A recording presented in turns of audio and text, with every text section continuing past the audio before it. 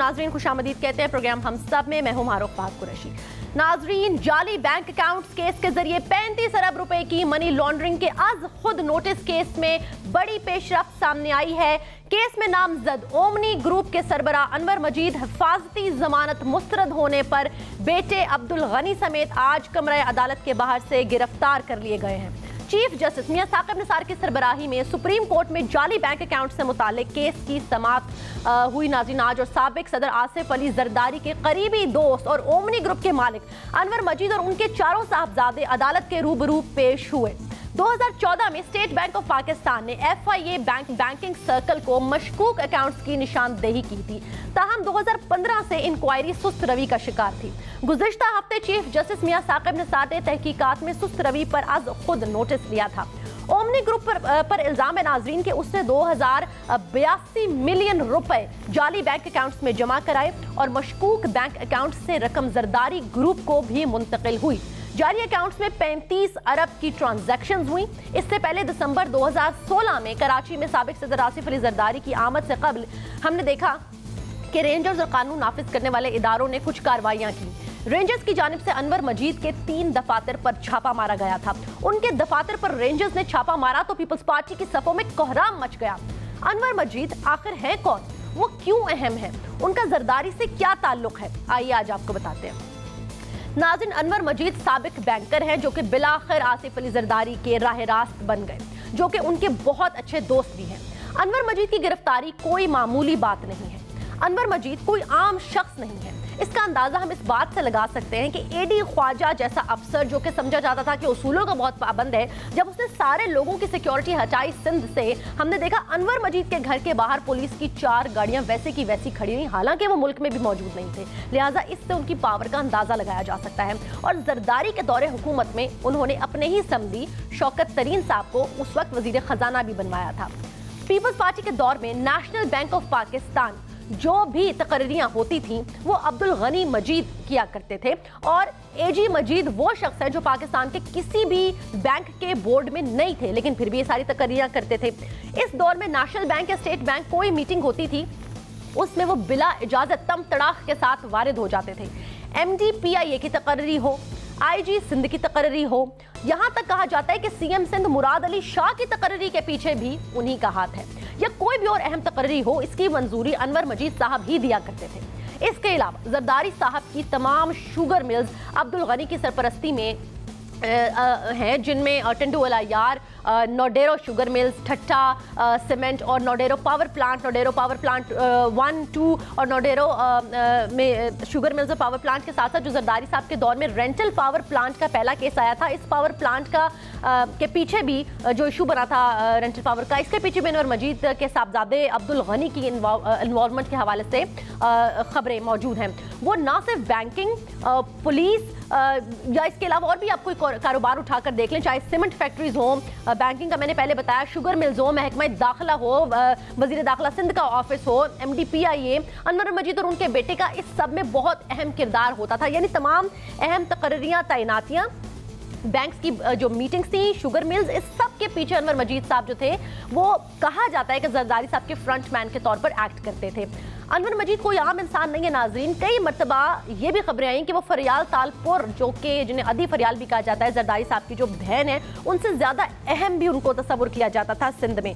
Sugar industry और power industry के उसूल अनवर मजीद की मर्जी के मुताबिक बनाए जाते थे। हम इस बात से इनकार नहीं करते कि वो बहुत अच्छे बिजनेसमैन हैं, होंगे, यकीनन होंगे, लेकिन सवाल ये है कि क्या अनवर मजीद की पॉलिसी से आम आदमी को फायदा हुआ या नहीं, या फायदा सिर्फ उन्हीं को हो सका जिसका अभी फैसला होना बाकी है, जो केस भी अभी जैसे कि चल रहा है सुप्रीम कोर्ट में। समिट बैंक के बारे में ये कहा जाता है कि एक ऑफशोर कंपनी जो कि मॉरिशस में रजिस्टर्ड है और वही मालिक है समिट बैंक की, उस ऑफशोर कंपनी की मिल्कियत में भी अनवर मजीद साहब का हाथ है। एक और अहम बात यह भी है कि कराची के मुख्तलिफ हलकों में ये बात भी मशहूर है, ये बात ज़ेर गर्दिश है कि बिलावल हाउस कराची के सारे खर्चे एजी मजीद जो कि साहबजादे हैं, बेटे हैं अनवर मजीद के, वो उठाते थे। लिहाजा अब देखना ये कि अनवर मजीद और उनके बेटे तो गिरफ्तार हो गए हैं, तो ये सारे खर्चे कौन पूरे करेगा? इल्जाम की हद तक ये बातें डिस्कस करेंगे आज प्रोग्राम में। और एक प्राइवेट एयरलाइन का जहाज आसिफ अली जरदारी साहब इस्तेमाल करते हैं, इसके अलावा एक और प्राइवेट जेट इस्तेमाल करते हैं जरदारी साहब, जो कि ओमनी ग्रुप की मिल्कियत में है। कहा जाता है कि सिंध बैंक भी अनवर मजीद साहब का आइडिया था। सिंध बैंक के board of directors her meeting से पहले अनवर मजीद से हिदायत लेते थे। आसान लफ्जों में अगर कहा जाए तो मौसूफ स्याह सफेद के मालिक थे। और सिंध बैंक और समिट बैंक का जो मर्जर हुआ वो भी अनवर मजीद साहब की दिमागी इस तरह का नतीजा है।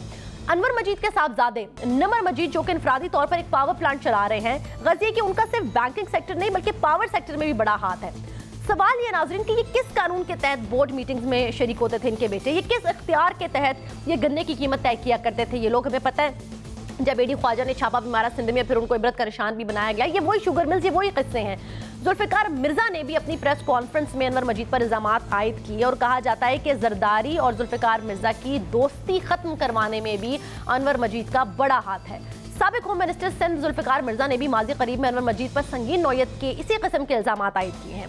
उनके अलावा भी अनवर मजीद पर बेशतर लोगों ने मुख्तलिफ औकात में कई इल्जामात लगाए हैं, लेकिन कभी भी वो उनको कचहरे में नहीं लाया गया। ये पहली मर्तबा है कि हम देख रहे हैं हैरानकुन और बड़ी मेजर डेवलपमेंट हुई है कि खुद अनवर मजीद अपने साहबजादों के हमरा आज सुप्रीम कोर्ट में जो है वो पेश हुए। कई इल्जामात मनगढ़ंत और जाती अनात पर मबनी हो सकते हैं नाज़रीन, लेकिन कई इल्जामात हक़ाइक़ पर मबनी भी है जिनका हवाला FIA ने अपनी तफ्तीश में भी दिया है। कराची में एक नया टावर खड़ा किया जा रहा है जो कि बख्त टावर के नाम से तामीर किया गया है और इसमें समिट बैंक ने अपना हेडक्वार्टर मुंतकिल किया है। और ज़राए के मुताबिक अगर बख्त टावर की तामीर की तफसीलात देखी जाएँ तो ये मल्टी स्टोरी टावर की तामीर के लिए सरमायाकारी भी ओमनी ग्रुप ने की है और ये उन्हीं की मिल्कियत है, जो कि सुनने में आया है कि सिंध के जाने माने खानदान का इसमें हाथ है। बख्त टावर का नाम भी एक बहुत दिलचस्प नाम है जो कि कराची के पोश तरीन इलाके क्लिफ्टन में ये टावर जो है वो तामीर किया गया है। इसके अलावा अयान अली के केस में भी बहुत सी कड़ियां मिली, तो एक और चीज़ का इंकशाफ किया गया कि अयान अली की टिकट्स की अदायगी भी ओमनी ग्रुप की जानिब से की जाती थी। यानी उनके जो टिकट्स है यानी लिखे वो भी ओमनी ग्रुप फाइनेंस करता था। ये भी तफ्तीश में चीज़ सामने आई। गुज़िश्ता समात में नाज़रीन FIA ने सुप्रीम कोर्ट से इस पूरे इशू पर GIT बनाने की इस्तदा की थी, जिस पर चीफ जस्टिस का कहना था कि मनी लॉन्ड्रिंग केस में भी नवाज शरीफ वाली GIT बना देते हैं और वही GIT बनेगी तो बैलेंस हो जाएगा। कल आसिफ अली जरदारी के दोस्त और मुबैना फ्रंटमैन अनवर मजीद को तमाम बेटों समेत 48 घंटों में पेश होने की आखिरी मोहलत दी गई और इस दौरान हमने देखा कि चीफ जस्टिस ने बड़े सख्त रिमार्क्स भी दिए। उन्होंने कहा बहुत बड़ा करप्शन का स्कैंडल है और अदालत ने वाज़ेह किया कि जरदारी उनकी बहन समेत सब तहकीकात का सामना करेंगे, किसी को कोई रियायत नहीं मिलेगी। अदालती अहकामात के बाद आज हैरानकुन तौर पर अब तक गैर हाजिर ओमनी ग्रुप के सरबरा अनवर मजीद बेटे समेत मंजर आम पर आ गए, जिन्हें बाद निज़ाम ने देखा कि सुप्रीम कोर्ट के कमरे अदालत से गिरफ्तार कर लिया गया। नाज़रीन, सुप्रीम कोर्ट ने जाली bank accounts money laundering case की समाअत 28 अगस्त तक मुलतवी करते हुए अनवर मजीद की फैमिली के तमाम मेंबरान के नाम ECL में डालने का हुक्म दे दिया है। अब सवाल ये पैदा होता है नाज़रीन कि इस केस का मंतकी अंजाम क्या होगा। ये जो घेरा तंग हो रहा है जरदारी और उनकी बहन के गिर्द, क्या ये केस हम देखेंगे कि डॉक्टर आसिम की तरह तो नहीं बन जाएगा? हकीकी इस बेनिफिशरी इस काले धन को सफ़ेद करने का कभी सामने आ सकेगा या नहीं आ सकेगा? क्या FIA अपनी तहकीकात में चीज़ें इस्टेब्लिश कर पाएगी या ये केस भी कागज़ की रद्दी की टोकरी की वो गर्द में खो जाएगा? इसी पर ज़रा बात करेंगे। मैं अपने पैनलिस्ट से आपका तारुफ कराती चलूँ। मुझे ज्वाइन कर रहे हैं जी कराची स्टूडियो से ब्रिगेडियर हारिस नवाज साहब, सीनियर सियासी दिफाई तज्जियाकार हैं। इंटरिम सेटअप के अंदर पोर्टफोलियो भी इनके पास रहा एक मिनिस्ट्री का, इस पर इनसे बात करेंगे। बहुत बहुत शुक्रिया सर आपकी आमद का। नैब में भी नैब सिंध के साथ भी ये मुंसलिक रहे और इस हवाले से भी ज़रूर इनसे बात होगी। इसके साथ साथ मेरे साथ मौजूद है जी इमदाद सुमरो साहब, सीनियर सहाफ़ी हैं, सिंध की सियासत पर गहरी नज़र रखते हैं, सिंध के हालात तो वाक़यात पर गहरी नज़र रखते हैं और यही वजह है कि सिंध के बहुत सारे वज़रा इनके साथ बैठने से बात करने से कतराते हैं। आज मैंने बहुत सारे लोगों से बात की तो उनका यही एक कंसर्न था। दोनों को शामिल गुफ्तगू करेंगे, लेकिन एक ब्रेक के बाद मेरे साथ ही रहिएगा।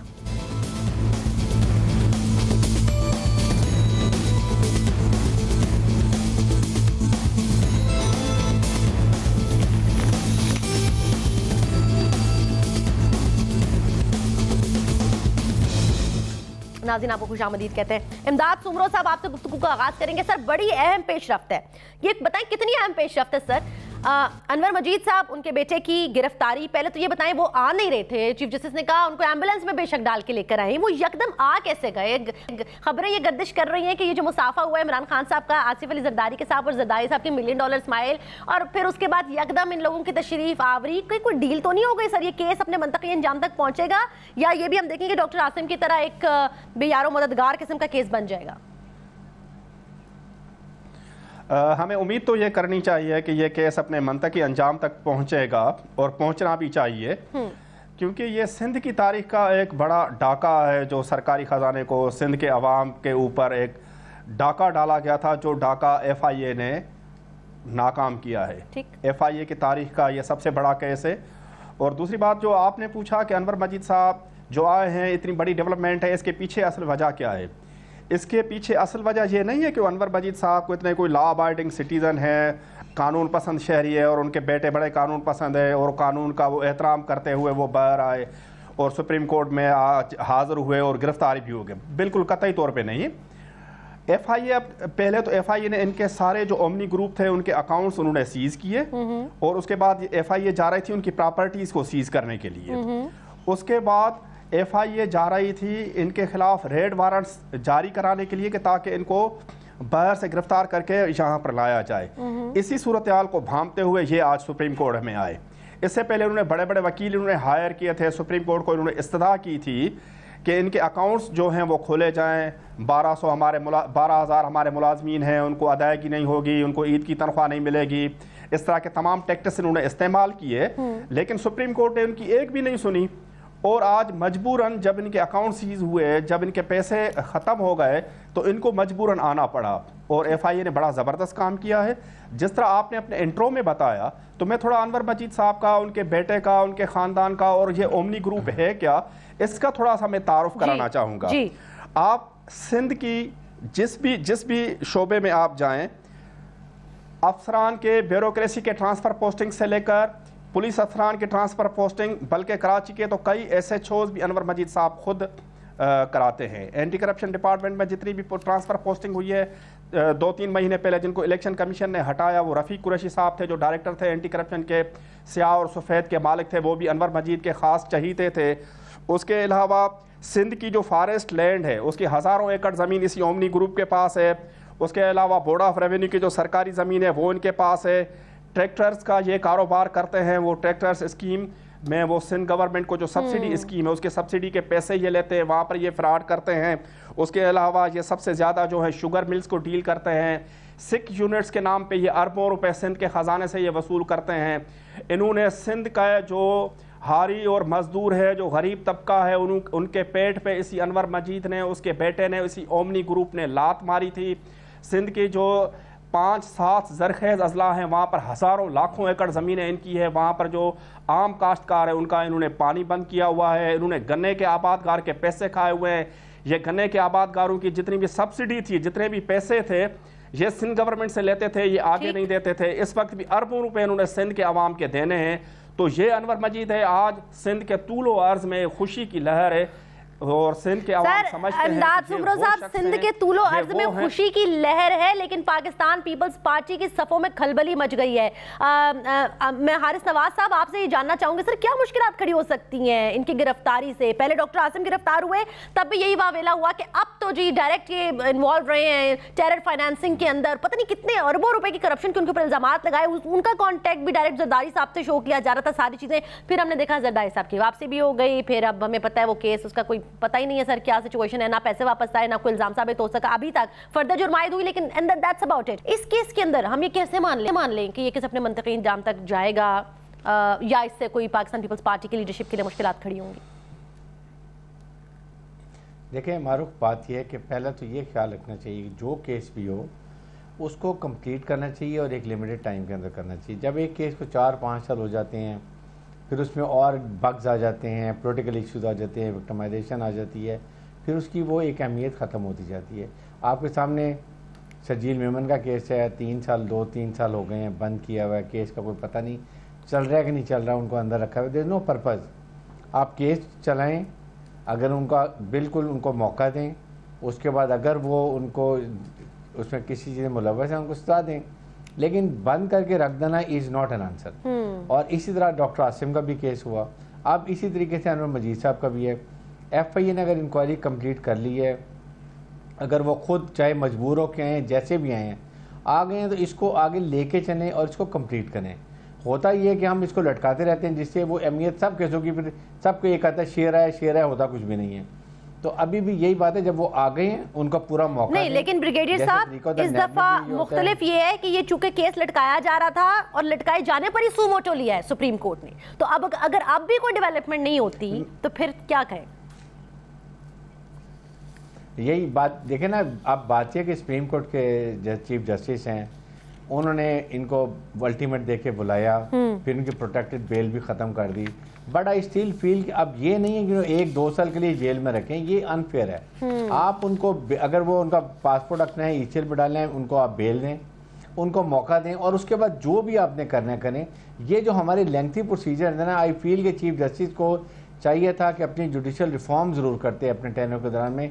इतने अच्छे उन्होंने इकदाम किए हैं, हर जगह इवन सिविल हॉस्पिटल में जाते रहे हैं, बट अपने घर को ठीक करना सबसे पहले रिस्पॉन्सिबिलिटी होती है। सर पहले मुझे सर बिल्कुल आपकी बात बजा, मुझे ये बताइए कि क्या फायदा कि अगर इतना बड़ा केस उस रवि का शिकार, उसके ऊपर सुप्रीम कोर्ट सुमोटो नोटिस लेती है, लेकिन उसके बावजूद भी जरदारी साहब, फरियाल तालपुर साहिबा इतने बड़े केस में नॉमिनेट होने के बावजूद भी FIA के सामने भी पेश होने नहीं होते, उससे भी वो गुरेजा हैं। तो फिर कोर्ट्स की पावर्स के ऊपर भी सवाल उठता है। अनफॉर्चुनेटली इतने बड़े केस के अंदर सुमोटो के बाद भी अगर कोई पेश नहीं होता, एक तरीके से वो चैलेंज कर रहा है कोर्ट को, इसको आप क्या कहेंगे? देखें, this shows a weakness in our system. अगर हमारे जो जस्टिस सिस्टम है उसमें कहीं ना कहीं पिटफॉल है, कहीं ना कहीं उसमें वीकनेसेस हैं, और वो वीकनेसेस भी वही हैं जो आपको नज़र आ रही हैं। पॉलिटिकल इश्यूज़ हैं, आप अपने पॉलिटिकल इश्यूज साइड पर कर दें। उसके बाद आपने देखा होगा कि जिस तरीके से अभी वो उन्होंने जाके कोर्ट से बेल भी ले ली, फिर उसके बाद अब केस स्टार्ट होगा, वहाँ पर कोई इशू नहीं होता, जिससे बाकी केसेस भी डिले होते हैं। प्रॉब्लम ये है कि आप एक केस पकड़ें, उसको ख़त्म करें। हमारा प्रॉब्लम ये कि हम 10-20 केस लेते हैं और सबको चलाते हैं, 15-15 साल चलाते रहेंगे। मैंने ब्रेक पे जाना है, लेकिन इमदाद सुमरो साहब, अगर आप मुख्तसरन मुझे 30 सेकंड में ये बता सकें, जरदारी साहब, फरियाल तालपुर साहिबा FIA के सामने पेश होने से गुरेजा क्यों है सर?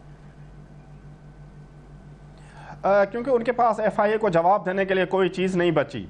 मुख्तसर सिर्फ मैं ये कहूँगा कि अगर इस केस में पॉलिटिकल NRO नहीं होता जरदारी साहब के साथ, तो ये केस बिल्कुल वाज़ेह है, क्लियर है, और उसमें उनके बचने के कोई चांसेस नहीं है। ओके, ये बढ़िया है, आपने बात की है। और FIA के सामने ना पेश होने की वजह सिर्फ और सिर्फ ये है कि उनको अपने आप को डिफेंड करने के लिए कुछ भी नहीं है। ठीक है जी, तो मेरा अगला सवाल फिर यही होना चाहिए, वापस आकर कोई पॉलिटिकल NRO मुमकिन है, खासतौर पे जरदारी साहब के उस $1 मिलियन स्माइल के बाद जो इमरान खान साहब के साथ मुसाफा करते हुए सामने आई, उसके बाद यकदम अनवर मजीद साहब की आमद, गिरफ्तारी, ये सारी चीज़ें कहीं ना कहीं कोई ना कोई डॉट्स कनेक्ट जरूर हो रहे हैं। इस पर जरा हम बात करेंगे, एक वक्फा मेरे साथ रहिएगा। और पीपल्स पार्टी के सीनियर रहनुमा मंजूर वस्साम साहब ने भी हमसे कहा है कि वो हमें ज्वाइन करेंगे, इस पर अपना जरूर कॉमेंट देंगे after the break. Stay tuned.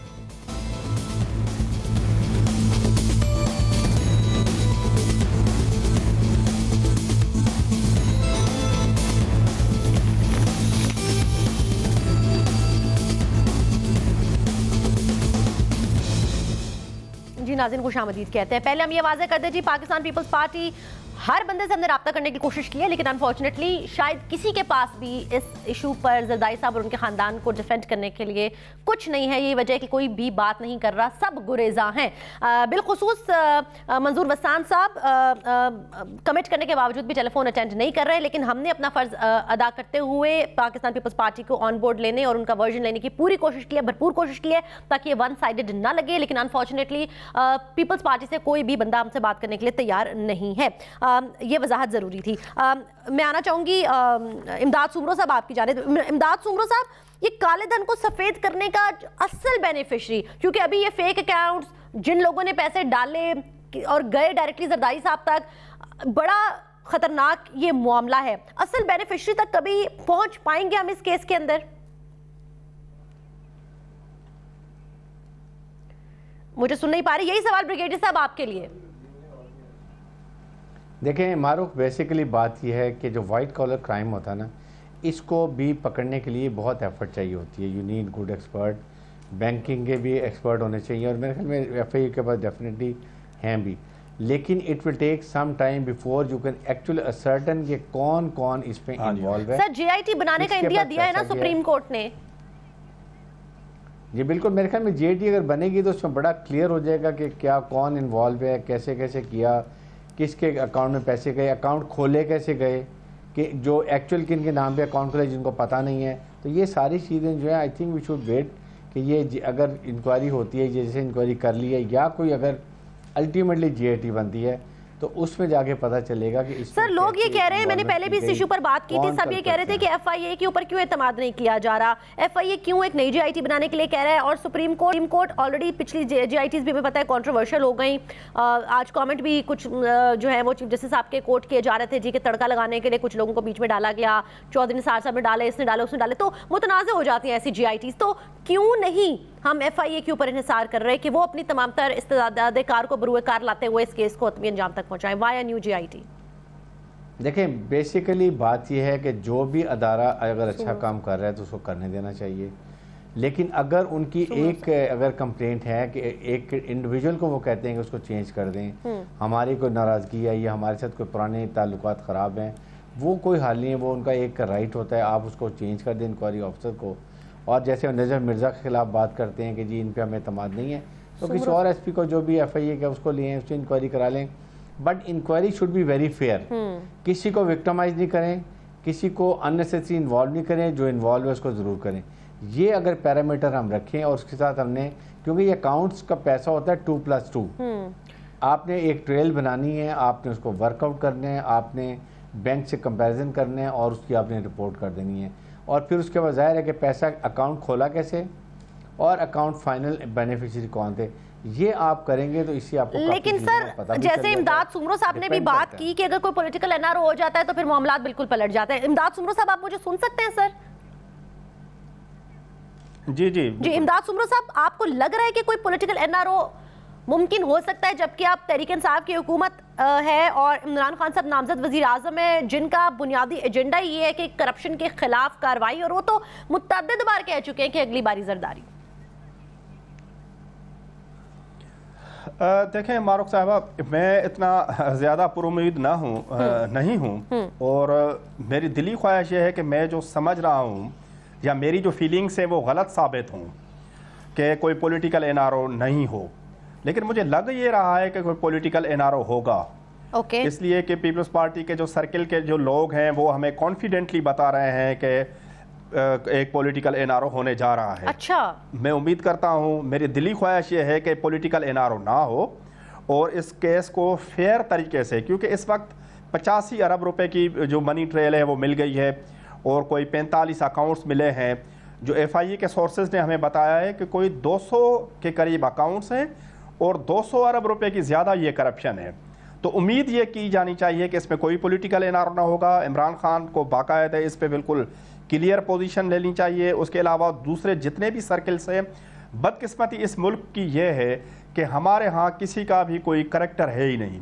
सियासतदान हो, हम सहाफ़ी हों या और जितने भी ब्यूरोक्रेट्स हों, सिविल मिलिट्री ब्यूरोक्रेसी जितनी है, उनका कोई ना तो कोई मौक़िफ़ होता है ना कोई उनका करैक्टर है।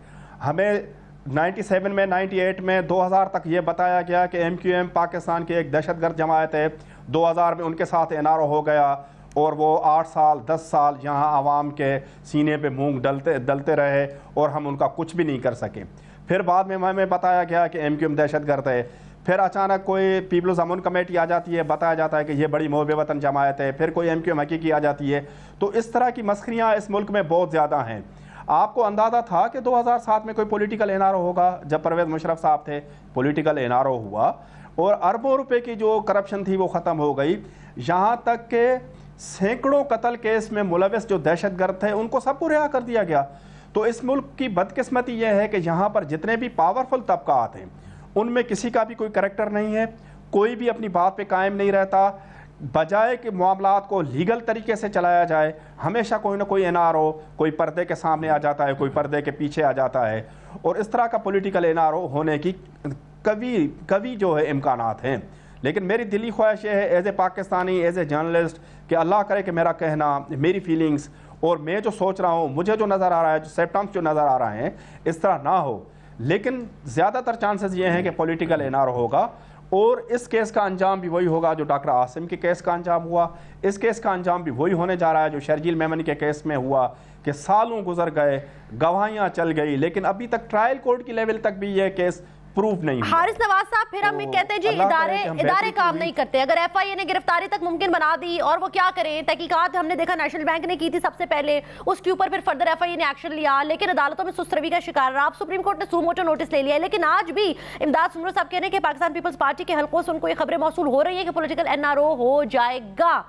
आप खुद भी सर नैब से वाबस्ता रहे हैं, फिर इदारों के ऊपर बिला जवाब सवाल उठाना ठीक है जब रियासत के बड़े इदारे इस किस्म की कार्रवाइयों में पर्दे के पीछे इन्वॉल्व हो? देखें, प्रॉब्लम यही होती है कि जब आप right man for the right job नहीं लगाते हैं। बैंकिंग सर्कल, उसके बाद स्टेट बैंक ऑफ पाकिस्तान, एक सस्पिशियस ट्रांजैक्शन रिपोर्ट होती है, सस्पिशियस कि किसी नहीं सर, अभी की बात करें ना, हारिस नवाज साहब इस वक्त तो इमरान खान साहब करप्शन के खिलाफ जहाद करने वाली शख्सियत पाकिस्तान के वजीर आजम बनने जा रहे हैं, नीचे भी सब कुछ वो कह रहे हैं मैं ठीक ठाक लेके आऊंगा। अब क्यों होगा कोई पॉलिटिकल एनआरओ? सर हमारी एस्टैब्लिशमेंट भी करप्शन के खिलाफ मुत्तहिद नजर आती है, सारे सुप्रीम कोर्ट भी पीछे पड़ी हुई है। अब क्यों होगा? अब कौन करेगा पॉलिटिकल एनआरओ? नहीं, आप मेरे ख्याल पॉलिटिकल एनआरओ नहीं होगा, और प्राइम मिनिस्टर जो पाकिस्तान आ रहे हैं उनका एक अपना एक स्टांस है करप्शन के ऊपर, वो तो होगा। मेरा पॉइंट ये है कि देखें, बात ये है कि ये बैंकर्स और स्टेट बैंक के गवर्नर ये जो होते हैं, ये जब ये काम हो रहा होता है, बेनामी अकाउंट खुलता है, एक अकाउंट जिसके स्टेट बैंक ने तो ओनर है उसका कोई कारोबार नहीं है, एक ड्राइवर है। स्टेट बैंक ने रिपोर्ट किया था 2015 में सर, उन्होंने 3-4 अकाउंट्स पकड़े थे और उसके बाद एफआईए ने तहकीकात की थी, नैब ने तहकीकात की थी, उसके बाद ये सारे अकाउंट पकड़े जाने चाहिए थे। इसलिए कि स्टेट बैंक जब भी अकाउंट खुलता है आप उसको देखते हैं ये क्या बिजनेस करता है। अगर कारोबार नहीं है, एक ड्राइवर है, मुलाजिम है, वो करोड़ों रुपए उसके अकाउंट में जा रहे हैं, फौरन ब्रांच मैनेजर को चाहिए एसटीआर इशू करे, सस्पिशियस ट्रांजैक्शन रिपोर्ट। सर आपने सुना है चीफ जस्टिस क्या कह रहे हैं? चीफ जस्टिस कह रहे हैं समाअत के दौरान उन्होंने कहा कि मेरे इल्म में है कि किसी मुतवक्किल वजीर के कहने पर लोगों को हरासा किया जा रहा है। बड़े आदमी के खिलाफ तहकीकात शुरू होती है तो पुलिस गर्दी शुरू कर दी जाती है। सिंध को पुलिस स्टेट बना दिया गया है, किसी के खिलाफ कोई मुकदमा नहीं तो गिरफ्तार न किया जाए, किसके कहने पर लोगों को हरासा किया जा रहा है? इसका मतलब है सर इतने बड़े बड़े केसेस के अंदर ये सिस्टम शुरू हो जाता है ना सर। अभी इमदाद सुमरो साहब आप बताएं ना सर, कौन हरासा कर रहा है इस केस के अंदर? सिंध के अंदर किसकी बात कर रहे हैं, किसको मेंशन कर रहे हैं चीफ जस्टिस साहब? गवर्नमेंट किसकी है? जी देखिए, एक बात थोड़ी मैं क्लियर करना चाहता हूं कि इस केस के हवाले से, इस केस का हवाला देकर जिस तरह कराची पुलिस चीफ मुश्ताक महर को हटाया गया, ईस्ट के एसएसपी नोमान सिद्दीकी साहब को हटाया गया, कुछ एसएचओस को हटाया गया, उसमें मैंने जो अपने तौर पे जो तहकीकात की, जो देखा और उसको ग्राउंड पे देखा, उसमें मुश्ताक महर के साथ तो ज्यादती हुई है। बड़े अच्छे अफसर थे और डेड ऑनेस्ट थे, बहुत ज़बरदस्त उनकी क्रेडिबिलिटी थी, और उनसे तो हुकूमत वक्त बहुत सख्त नाला थी, वो तो उनको हटाना चाह रहे थे। मौजूदा जो पुलिस की जो क़यादत है, ख़ास तौर पे आईजी सिंध, उन्होंने इसमें मेरी जो अपनी जो नॉलेज है, मेरी अपनी जो मालूमात है, आईजी सिंध ने सुप्रीम कोर्ट को गुमराह किया और ये सारा नज़ला जाकर सीसीपीओ कराची या कराची पुलिस चीफ मुश्ताक महर के ऊपर निकाला, उतारा, और सुप्रीम कोर्ट को ये बताया कि ये गलत काम कर रहे थे, हालांकि ऐसा कुछ भी नहीं था। अच्छा। ये प्योरली एफआईए का केस था। जब एफआईए के अफसरान गए थे तो ना बिलावल हाउस पे ना जरदारी हाउस पे वो नोटिस भी सर्व नहीं करा सके थे, ये पुलिस के एसएचओ ही गए थे जिन्होंने नोटिस भी सर्व कराए थे और अदालत के अहकामात को बजा लाते हुए ही गए थे। बिल्कुल अदालत के हुक्म पे गए थे, उसमें इनकी कोई नहीं थी। जहां पर हम इदारों को तनकीद का निशाना बनाते हैं तो हमारा फर्ज ये है कि अगर किसी अच्छे अफसर के साथ जाती हो तो उसको भी हम क्लियर करें। अच्छा, वक्त मेरे पास खत्म हो गया है। मुझे आखिरी जल्दी से बता दें, इमदाद सुमरो साहब अब अनवर मजीद और उनके बेटे जेल की सलाखों के पीछे होंगे, गिरफ्तार हो चुके हैं। बिलावल हाउस के खर्चे कौन चलाएगा सर? बिलावल हाउस के खर्चे चलाने वाले बहुत ज्यादा लोग हैं, सिर्फ अनवर मजीद और एजी मजीद नहीं है, बहुत से लोग हैं। और इस वक्त की ये मैं आपको बताऊं कि आज की तारीख की सिंध असेंबली के स्पीकरशिप की जो इलेक्शन हुई है तो उसमें पीपी की तरफ से जो स्पीकरशिप के उम्मीदवार थे आगा सिराज दुरानी, जो जीत भी गए, और एमक्यूएम की तरफ से जो जावेद हनीफ साहब थे, दोनों माशाल्लाह नैब के अरबों रुपए की करप्शन के मुलजिम हैं। दोनों के ऊपर ये चार्जेस हैं, एक कस्टडी में है और एक के ऊपर हुआ है। तो इनोसेंट अंटिल प्रूवन गिल्टी, और ये जुमला जो है ना लाइफ टाइम के लिए हमारे सारे दारों के ऊपर आता है। कभी हम प्रूव नहीं कर सकते कि वो गिल्टी हैं, हेंस दे रिमेन इनोसेंट, और वो हमारे ऊपर हुक्मरानी भी करते हैं, सारे पर्क्स भी इंजॉय करते हैं, और अनफॉर्चुनेटली हम यहाँ बैठ के ये केसेस डिस्कस ही करते रह जाते हैं। उम्मीद है कि अब सुप्रीम कोर्ट के सुमोटो लेने के बाद इस केस को मंतकी अंजाम तक पहुँचाया जाएगा। बहुत शुक्रिया ब्रिगेडियर साहब, बहुत बहुत शुक्रिया इमदाद सुमरो साहब। नाज़रीन, प्रोग्राम देखने के लिए आपका बहुत शुक्रिया। अल्लाह हाफ़िज़।